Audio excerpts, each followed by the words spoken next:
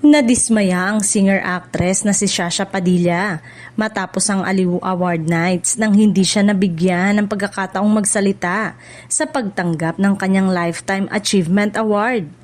Sa kanyang Instagram post nitong December 16, sinabi ni Shasha na labis siyang natuwa nang malaman na isa siya sa napiling nakatanggap ng naturang parangal para sa kanyang 42 years sa industriya.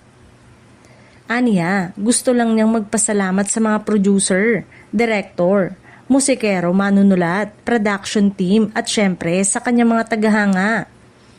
I intended to keep my remarks short. Some members of my family were present that night, as always offering their love, support, and encouragement, say niya.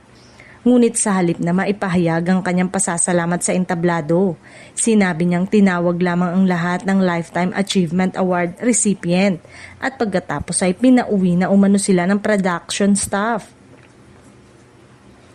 Tatlo lamang kami ang naroon, ako at si Lani Misalucha para sa live performance at si Frankie Asenero para sa classical music.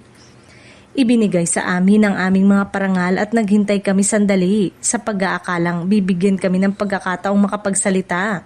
Ngunit sa halip, maya-maya ay sinenyasan na lamang kami ng isang production staff na bumaba na sa entablado.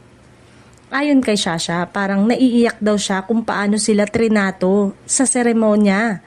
Dahil dito, nagdesisyon si Shasha na ibalik ang kanyang award bilang simbolo ng kanyang pagkadismaya at panawagan sa Aliw Award na mas pahalagahan ang mga honorees.